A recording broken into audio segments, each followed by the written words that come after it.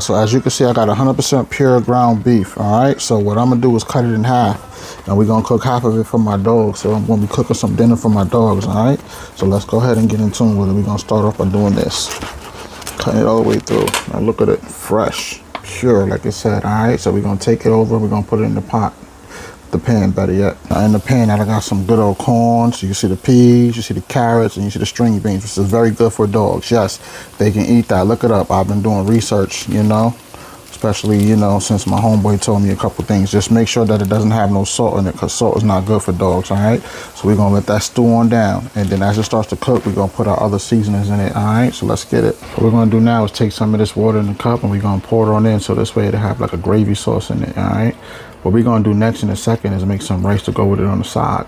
So you see, we got us some good old, yes, the best rice ever, jasmine, Carolina jasmine rice. All right, so we're gonna go ahead and put it in the pot. So we covered it up. We're gonna go ahead and put the flame on, and we're gonna let it cook on down. All right, stay tuned in. All right, and follow for more. Let's get go. It's gonna be amazing how it comes out. These dogs gonna love it because it's gonna be tasty, delicious. Let's do it. We're gonna add a little bit of this good old, yes, parsley. Parsley is good for dogs. If you didn't know, by the way, I'll add a little bit, you know, a little bit of cilantro. You know what I'm saying? We're gonna put a little bit of that in there too.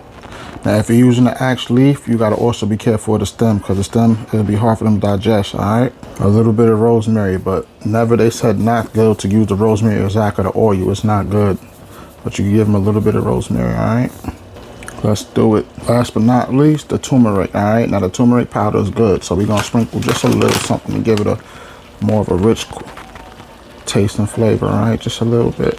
All right, and there you have it, y'all. So if everybody wonder why I leave it juicy, I always make enough gravy so that when I make the hard food, I have this to go over it like the sauce. They love it when I make it that way. So this is for the newcomers who probably never watched my channel before, but this is the reason why I make a lot of juice.